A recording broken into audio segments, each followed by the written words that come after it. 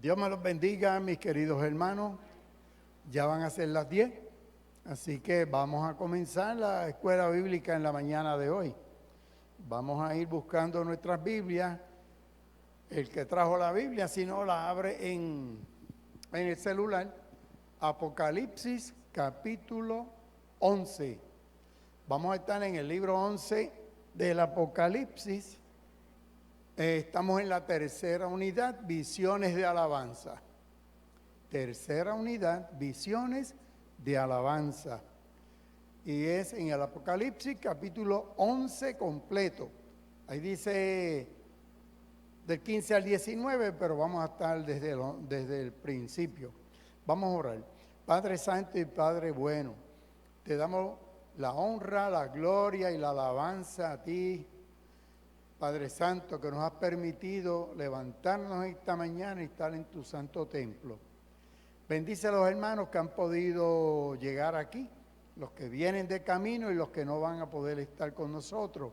Bendícelos donde quiera que estén y a todo el pueblo tuyo, Señor. En el nombre precioso de Jesús, te lo imploramos, Dios. Amén y amén.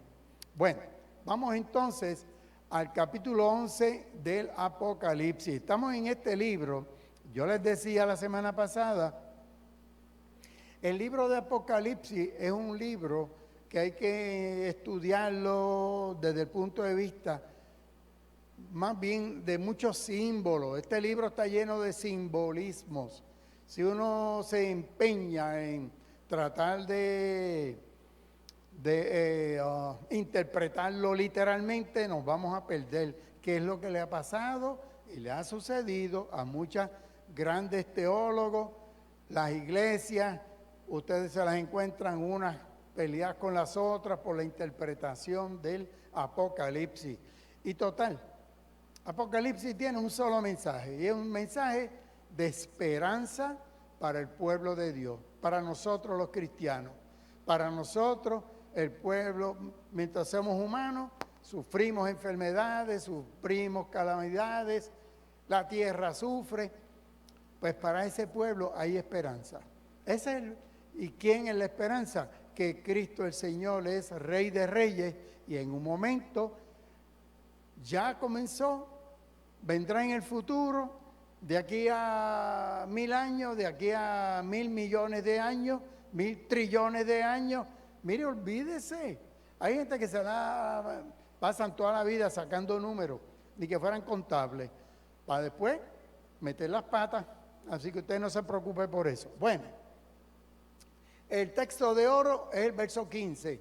Habla de un séptimo ángel que tocó pues la séptima trompeta, dando voces en el cielo, proclamando que el Señor y su Cristo vienen y han venido a reinar por los siglos de los siglos. Decíamos que revelación significa, o Apocalipsis significa revelación, algo que se revela, que se descubre. Y cuando uno lee el Apocalipsis dice, wow, pues si esta es la revelación, con tanto simbolismo, pues entonces uno se enreda y uno se pierde, ¿verdad? Así que nada, vamos aquí. Históricamente se sabe que el Apocalipsis se escribió a fines del siglo I, ¿verdad? Que hay unas persecuciones del Imperio Romano a los judíos, a los cristianos, pero sobre todo Dios la bendiga, sobre todo a los cristianos. El último emperador, ya habían comenzado estas persecuciones, en ese momento es este señor Domiciano, César del imperio a finales del siglo I. Y entonces, él, igual que muchos de ellos, proclamaban y querían que se forzara el culto divinizante, que se declarara que el César es el Señor, que el César es Dios y había que honrarlo. Pero ¿qué pasa? Este es un busto, lo vimos la semana pasada, de Tito Flavio Domiciano.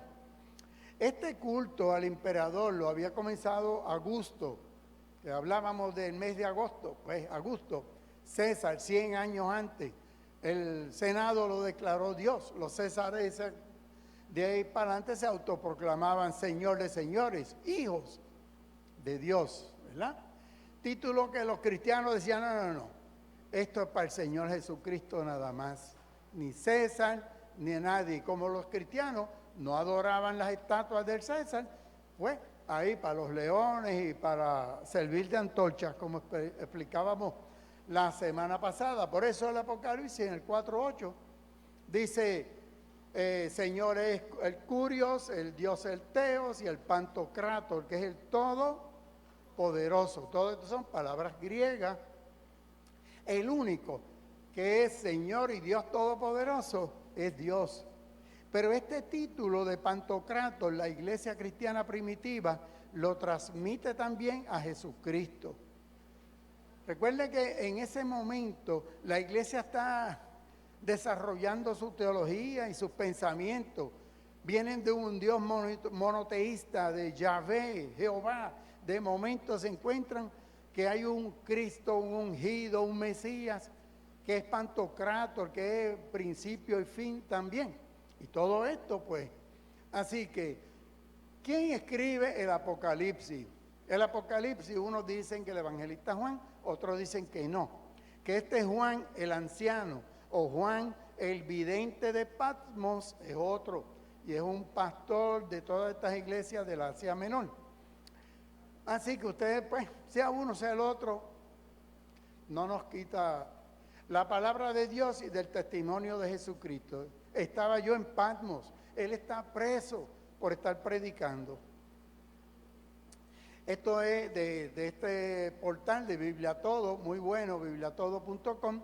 Usted saca de allí todos los mapas que quiera. Nos habla del mar Egeo, que es allí entre Grecia y el Asia Menor, lo que hoy es Turquía, ¿verdad? Si lo vemos, y aquí el mar Mediterráneo, ahí están las 7 iglesias, ¿verdad?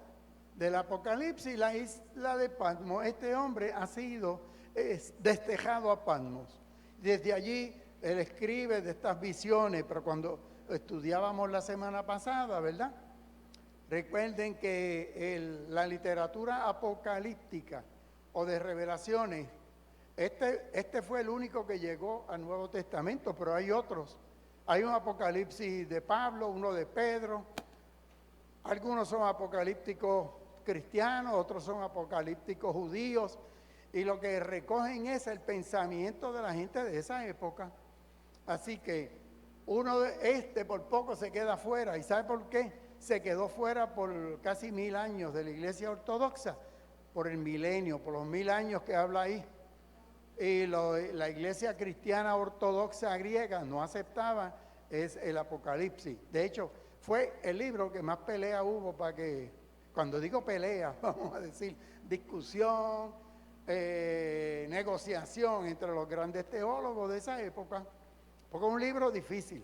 Bueno, pero como dice el gran teólogo Samuel Pagán, que esto es un libro de esperanza, esto no es un libro de meter miedo.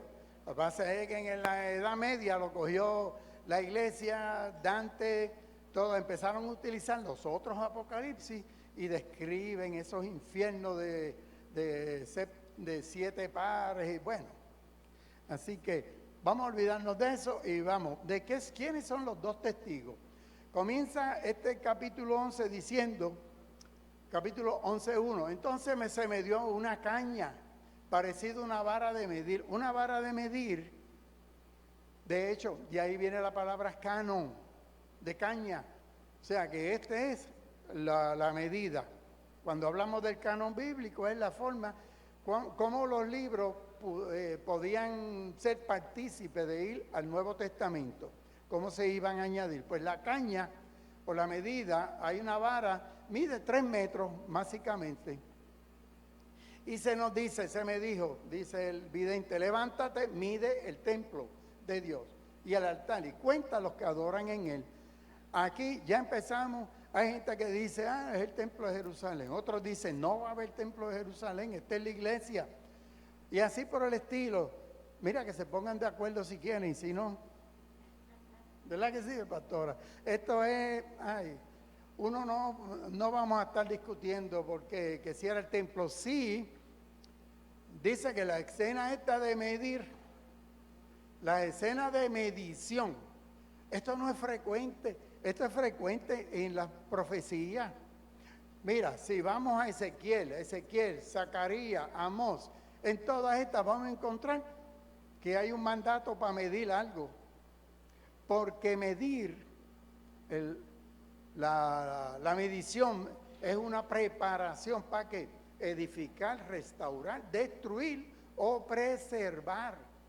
O sea que cuando Dios dice la Escritura, hay que medir, vamos a medir, mídete esto, usa la caña, es como para decir, tirar la raya.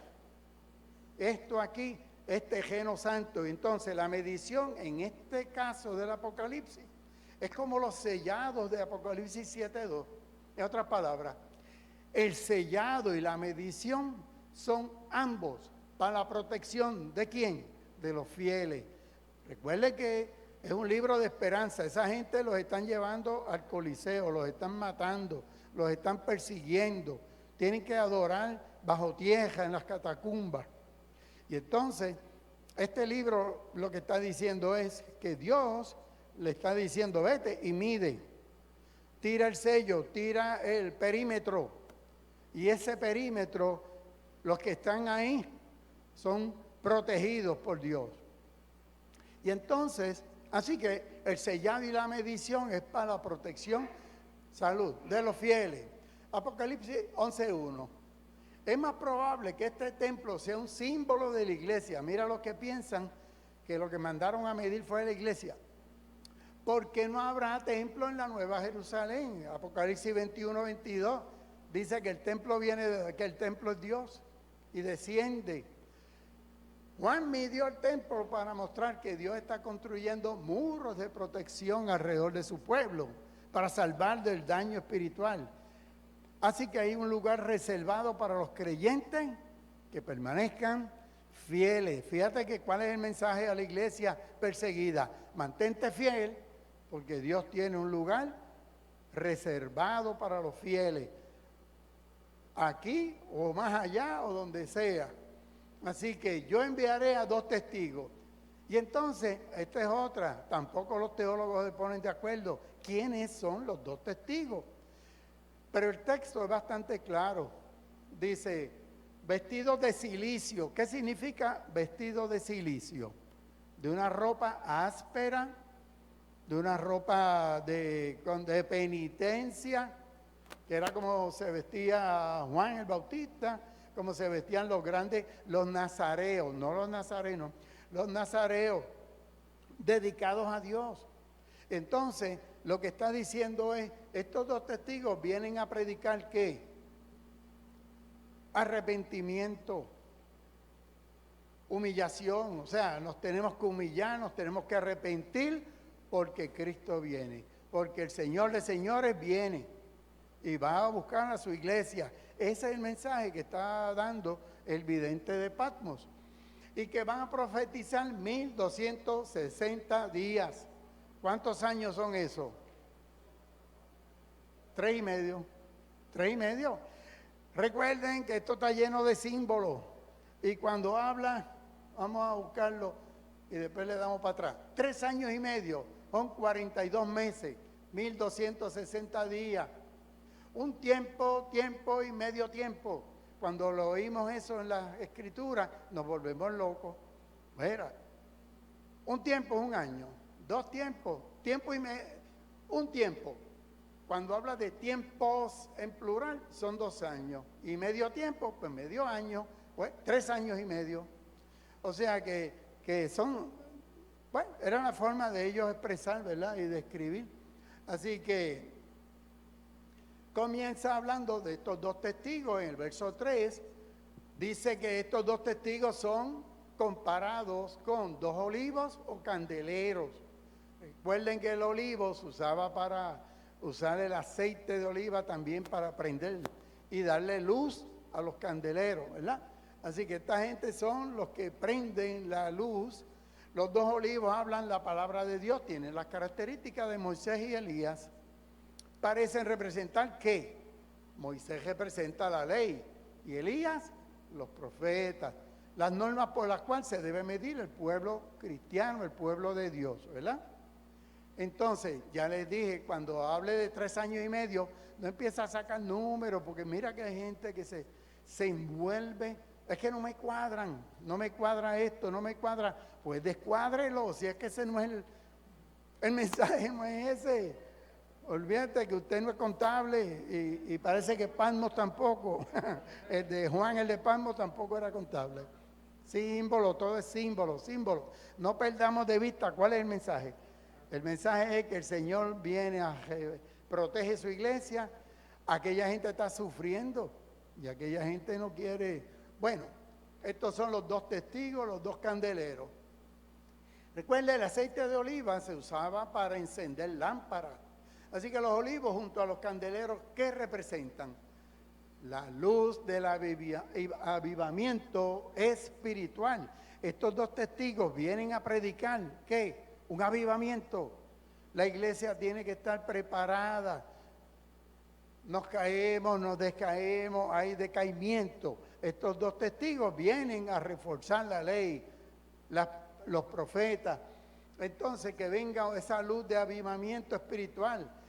La predicación será la chispa que encienda un avivamiento, tal como sucedió con la intervención del sacerdote Josué y de Zorobabel tras el cautiverio de Babilonia. Esto lo encontramos en Zacarías, capítulo 3 y 4, que pasó lo mismo. Entonces vino ese avivamiento con la predicación de Zorobabel y Josué. No Josué, el de Moisés, este es otro Josué, este es un Josué a menos que sea un Josué espiritual, que en la visión Zorobabel lo está viendo como el otro, como el primer Josué. Recuerden que Josué significa ¿qué? ¿Qué otro nombre es parecido? Yoshua, Yeshua. Dios es salvación, es lo mismo. Josué, Jesús, Dios es salvación. Así que si es espiritual, que lo tengan. Bueno, ellos tienen un poder para cerrar el cielo. De los 2 testigos que hablan ahí, ¿cuál tú recuerdas que cerró 3 años y medio también, para que no llueva? ¿Quién fue? Elías, el profeta. Por eso dicen, esto parece Elías, que tiene el poder de cejar, impedir que llueva. También tienen poder para que las aguas se conviertan en sangre y que haya plagas. ¿A quién te suena eso? A Moisés. Por eso que los 2 testigos, él no dice el nombre, es lo que dice son los 2 testigos que hacen estas cosas. ¿Para qué? Porque la iglesia, el que conocía, podía discernir. Y digo, mira, esto es Josué, este es Elías, este es Moisés. Marcos 9:4, también Mateo lo tiene, el monte de la transfiguración. ¿Qué ocurre en el monte de la transfiguración?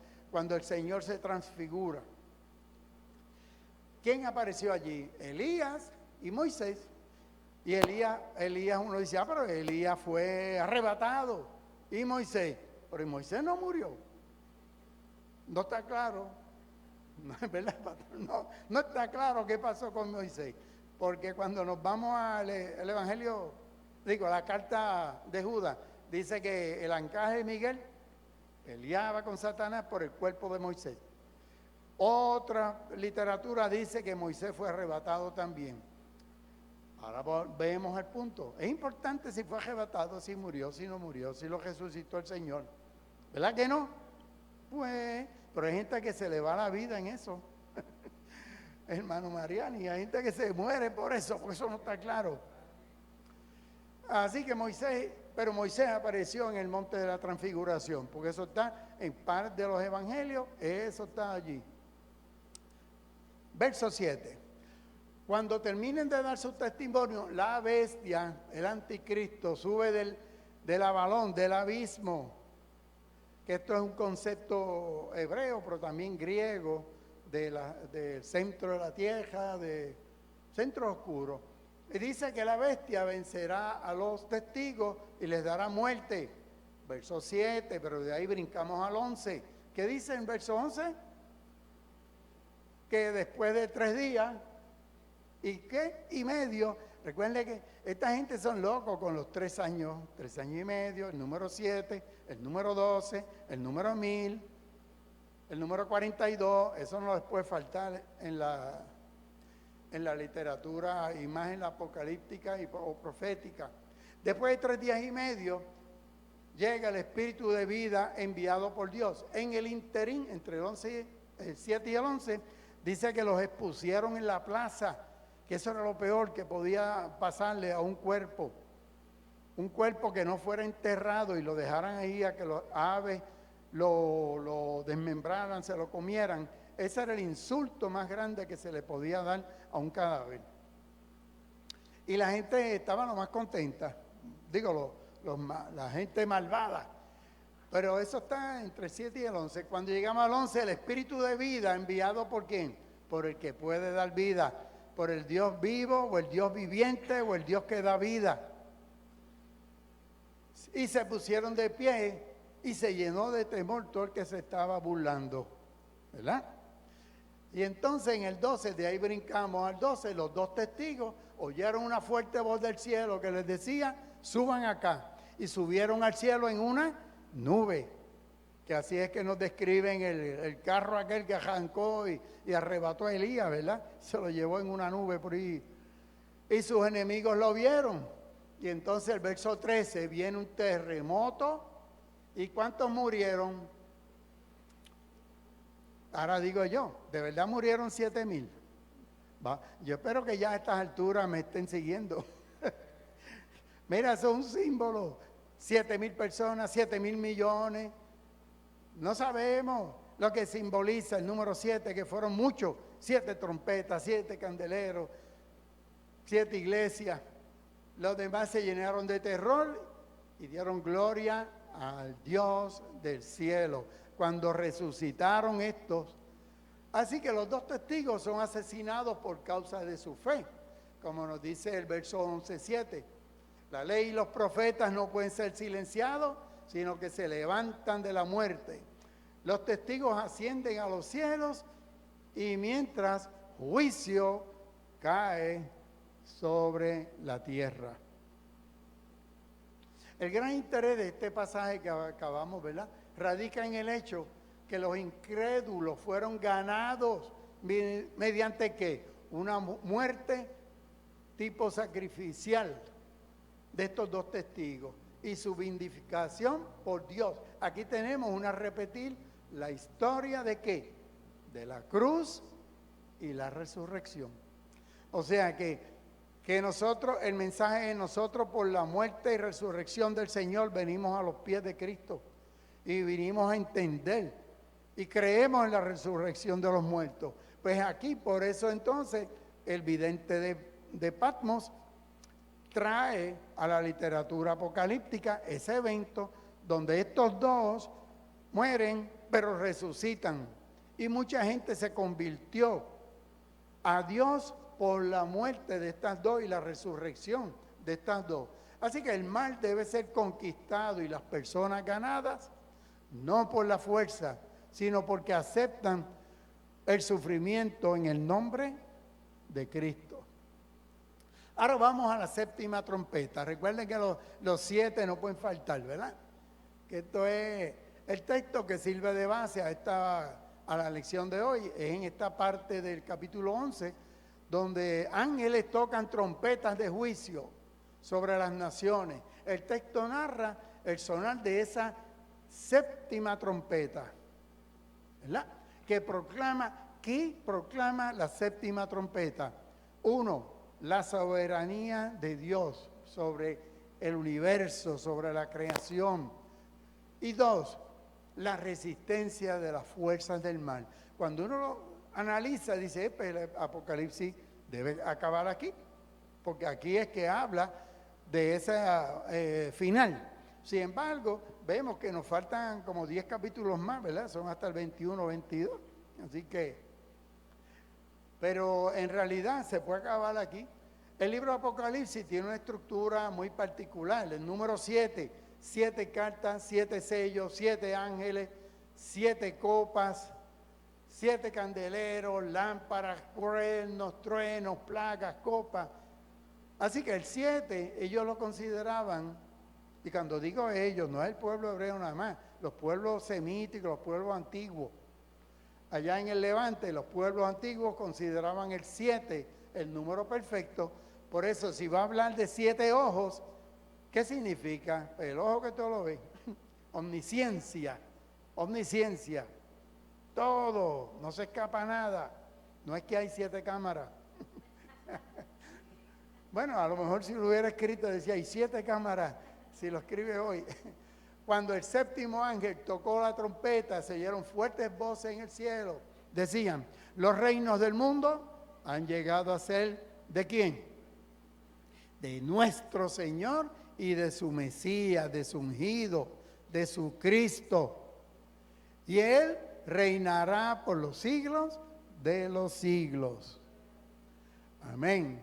Así que la 7ª trompeta cumple el misterio de Dios, Apocalipsis 17, proclamando el hecho que los reinos del mundo han venido a ser de nuestro Señor y de su Cristo, y que Él reinará por los siglos de los siglos. Así que ese es el mensaje. Fíjate que un pueblo que está perseguido, que necesita dirección, que necesita esperanza, pues este es un mensaje bien poderoso, porque por eso que la iglesia se llenó de mártires, y los martureo significa testigo. Estos testigos vinieron a ser semillas, como si fuera lo que abono, para que el cristianismo, en vez de apagarse, se esparció por todos lados. La muerte de esa gente. ¿Por qué? Porque los mismos romanos que estaban matando lo veían como esta gente tenían esa fuerza espiritual para tolerar estas persecuciones. Y entonces de ahí la iglesia como pólvora se esparció.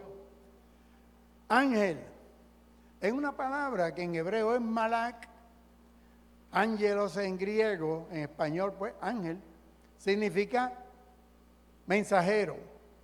Es una relación, es un ser superior al ser humano, está en el trono, cara a cara con Dios, una criatura dotada de libre albedrío. ¿Por qué se dice esto? Pues porque esto explicaría por qué hubo ángeles caídos, porque tenían la capacidad de tomar decisión y tomaron la decisión equivocada, ¿verdad? Así que un ángel, entonces, eso que vemos ahí, los ángeles, ¿tienen alas? ¿Tienen alas los ángeles? Bueno, el asunto es el siguiente. ¿Por qué si el ángel es un ser espiritual que no está sujeto a las leyes de la física, por qué tiene que tener alas? Mira, volvemos. Hay textos en la Biblia que hay que ver e interpretarlo a la capacidad de la época, de la mentalidad del que escribió. Todos esos pueblos, empezando por Babilonia, los persos, en Persia, eran seres alados. Entonces, cuando vamos a la Escritura, encontramos un Isaías que nos presenta Isaías, si mal no recuerdo, el capítulo 6, un ser que él le llama serafín. ¿Con cuántas alas? 3 pares de alas, con 6, con 2 se tapaban los ojos, 2 los genitales, 2 los pies. Sin embargo, vas a Ezequiel y Ezequiel te presenta unos seres que tenían 4 caras y tenían 4 alas. O sea, que en realidad son concepciones o conceptos de esa época, ¿verdad? Pero que no tenemos. Bueno, ¿y por qué a este lo presentan con 2? Ese es el ángel de la guarda. ¿Ustedes se acuerdan el ángel de la guarda? ¿De dónde viene esto? Mira, hay 2 salmos. Salmo 91 y el Salmo 34. Esos 2 salmos, ¿verdad que muchas veces repetimos, el ángel de Jehová acampa alrededor de ellos y los defiende? Salmo 34. Salmo 91, el Señor mandará a sus ángeles para que te cuiden. De ahí es que viene y se saca la teología del ángel de la guarda, el ángel custodio. Lo que pasa es, ¿qué pasa? Que cuando tú miras la realidad de la vida, entonces venimos y decimos, cuando hay alguien bien despistado en la vida, ¿cuál es el refrán? Este es más despistado que el ángel de la guarda de los Kennedy. Porque tú sabes que los Kennedy sufrieron tanta en la familia Kennedy, tantas tragedias. Entonces la gente dice, wow, este es más despistado que el ángel guardián de los Kennedy. Pero en realidad sí, en la Biblia están esos dos salmos, así que no están, vemos ustedes, bueno, los viejitos de aquí, ¿se acuerdan de Shori Castro, que hacía Ángel Guardián? El Ángel Guardián, y ese era otro que se la metió. A ti te lo contaron, sí, Pepe. Abraham, tú lo viste, ¿verdad? Dime, Abraham, dime.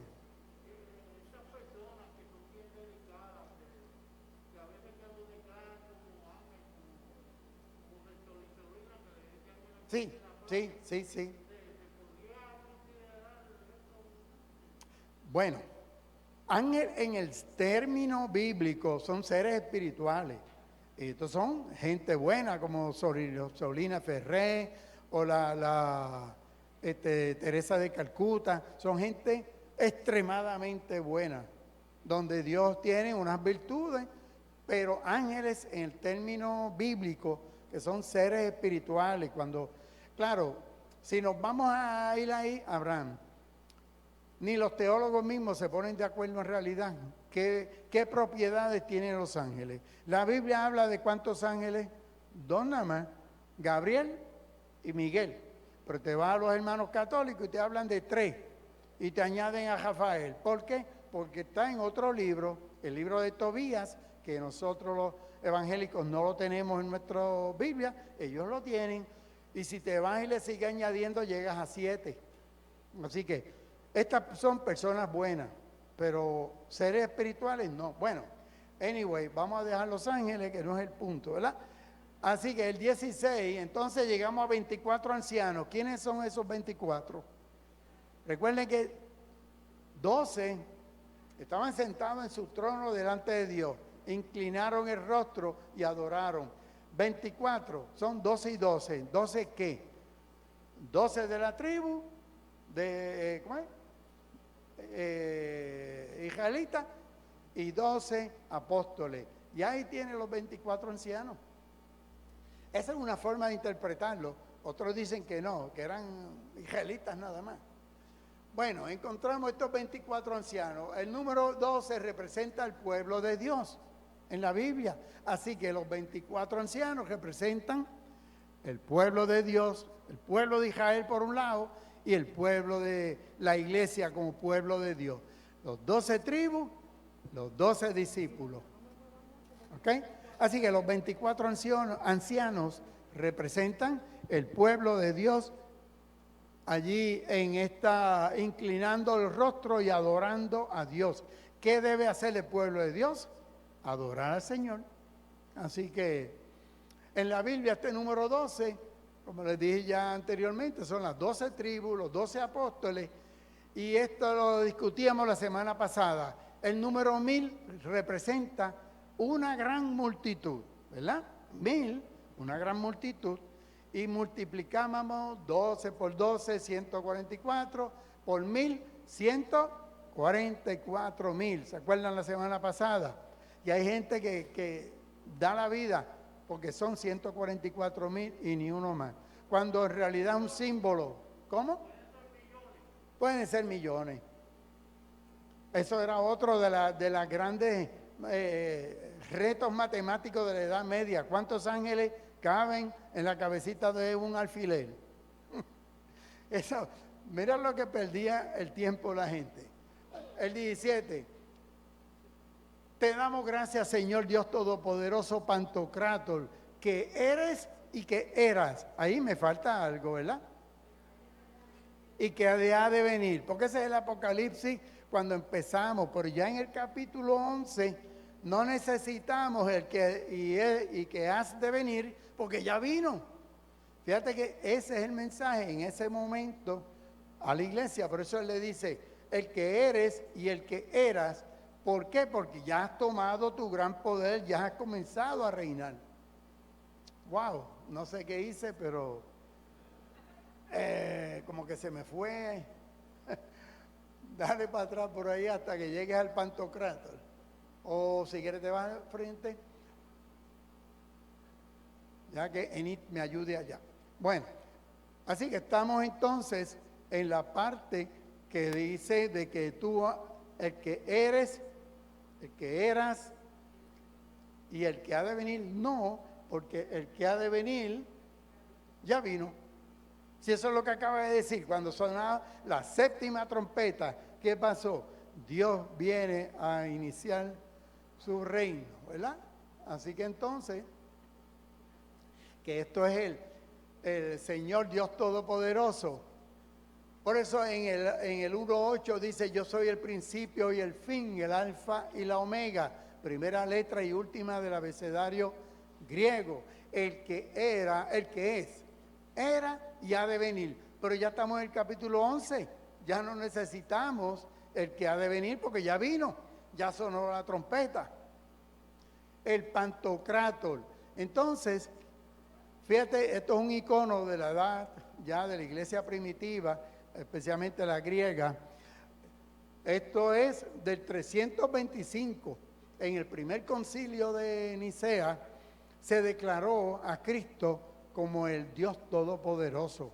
Por eso que entonces las letras IC y XC son Jesucristo. Así que Jesucristo se le dio de la misma sustancia. Esa gente se tiene que haber roto la cabeza pensando cómo cuadrar esta cosa. El 17, el que es y el que era, que ha de venir. Esto ocurre en Apocalipsis 1, 4, 8 y el 4, 8. Se omiten los manuscritos griegos más confiables porque la venida del reino no es futura, inmediata. De hecho, recuerden cuando pensábamos la semana pasada que nos decía que esto iba a ocurrir pronto. Todo esto iba a ocurrir pronto. Las naciones se han enfurecido, han llegado tu ira, el tiempo de juzgar a los muertos y recompensar a los profetas, a tus siervos, a los que temen tu nombre, los mismos grandes que pequeños, y de destruir los que destruyen la tierra. Así que, verso 18, lo que dice, las naciones se pusieron a pelear contra Dios, pero este es el momento en que Dios va a destruir, porque los va a juzgar a los que destruyen la tierra, pero por otro lado recompensa a los fieles, a los pequeños, a los que temen tu nombre. La hora del juicio ha llegado y se manifiesta de dos maneras. Uno, recompensar a las personas fieles. Dos, castigar al opresor. Y eso es lo que quiere, y ese es el mensaje de esperanza que les está Juan el Vidente trayendo a la iglesia. El evangelio es una buena noticia, de hecho, evangelio significa buenas nuevas, ¿verdad? Buena noticia ¿para quién? Para el oprimido. Mala noticia para el opresor. Por eso el creyente y esta gente en ese momento esperaba con alegría que esto llegara, que la venida del Señor. Y entonces ahí nos vamos a Pablo, para que ustedes vean de lo que estamos hablando. Cuando uno interpreta la Escritura, como siempre decimos, nos ponemos los espejuelos de Cristo y poder interpretar sin buscarle 5 patas al gato. Porque mira, 1 Corintios dice el apóstol Pablo, no todos moriremos, todos seremos transformados. Cuando suene esa trompeta final, esa séptima trompeta, porque la trompeta va a sonar, los muertos resucitarán incorruptibles y nosotros transformados. ¿Qué pasa con Pablo? Pablo asume que él no va a morir. Pablo murió. ¿Y de qué forma, verdad? Así que uno dirá, pues Pablo ahí falló. hay que interpretar la Escritura. ¿Cuál es el mensaje del apóstol Pablo en ese momento? Que hay un momento en la historia de la humanidad, todos vamos a morir, ¿verdad? Él decía que no. ¿Por qué? Porque ellos esperaban que la venida del Señor está a la vuelta de la esquina. Por eso la iglesia empezaron a vender todo y a reunirse todos los días. Yo me pregunto a veces, ¿aquella gente trabajaba? ¿Por qué? Porque estaban esperando que a la vuelta de la esquina el Señor venía. Por eso, Señor, ven, el Maranatá, Señor, ven. Así que más adelante en Tesalonicenses vuelve y repite la misma idea. Jesús murió y resucitó. Dios levantará a Jesús a los que murieron en él. Esto como señal del Señor. Nosotros los que vivimos habremos quedado hasta que el Señor venga. No nos vamos a adelantar a los que murieron. Pablo estaba empeñado en que él se iba en esa primera oleada, que el Señor estaba a la vuelta de la esquina, pero tú y yo sabemos que eso no fue así. Por eso hay iglesias que se han pasado diciendo el Señor viene en tal fecha, y cuando no llega han dicho, es que fue en los cielos, no vino a la tierra, fue en tal lado. Así que nada, sino el Señor mismo descenderá del cielo con voz de arcángel. El arcángel, distinto al ángel, según la jerarquía, es, por ejemplo, Miguel, es un jefe de jefes, vamos a decir, de los grandes, es un ángel con más poder, con más trompeta, y los muertos en Cristo van a resucitar. Luego nosotros, los que aún vivamos, hayamos quedado, seremos arrebatados. Pablo en ese momento, yo entiendo que él estaba bien convencido que la venida del Señor era inminente, ¿verdad? Y la iglesia así lo esperaba. Por eso vendían todo, compartían todo, se reunían. Juan, dime. Pero ya se ve escrito en esa época que la segunda venida del Señor no la sabían ni siquiera ellos, sino solamente el Padre. Bueno, de hecho, que esa pregunta que tú me haces, Juan, esta, si mal no recuerdo, primera de Tesalonicenses, es la primer escrito del Nuevo Testamento. Los evangelios no existían. Y de las cartas de Pablo, esta fue la primera que él escribió.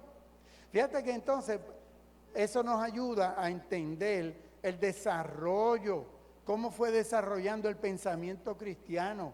Por eso hay que tener una visión de poder entender todo el desarrollo del pensamiento cristiano. El Nuevo Testamento no salió de la nada.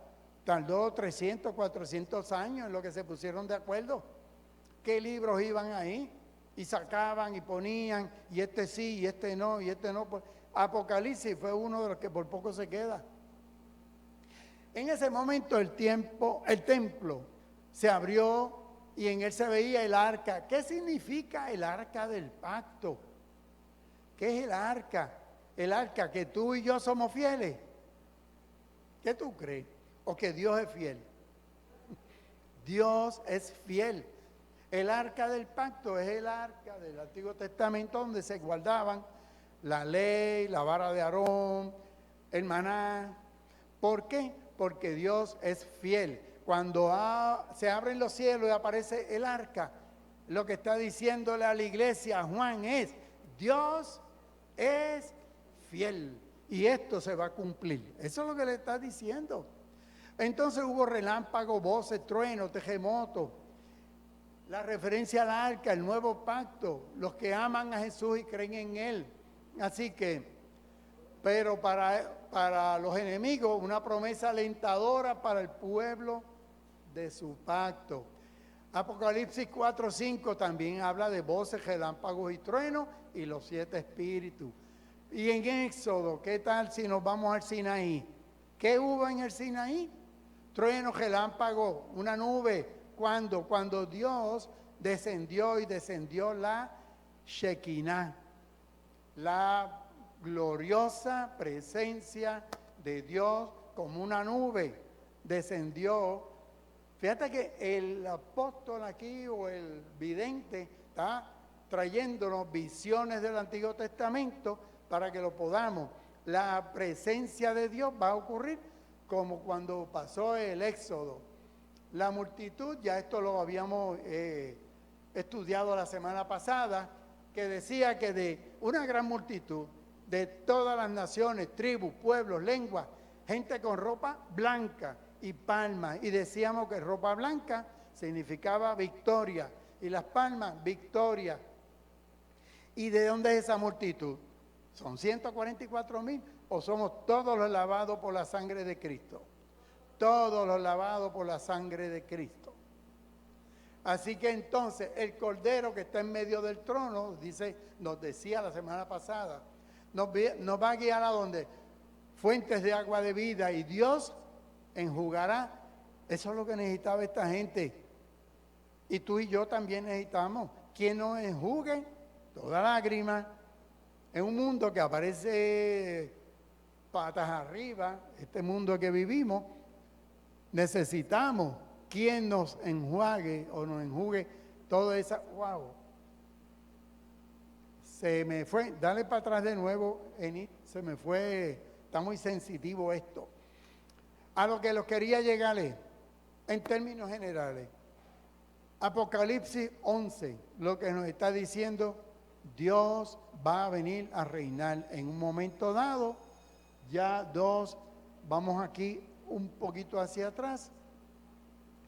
Nos dice que Apocalipsis 7, leíamos la semana pasada, Dios es el que nos enjugará toda lágrima y nos va a levantar un pastor, como lo decía Ezequiel. Y yo lo que quiero ver es esto, aunque esa sea la última.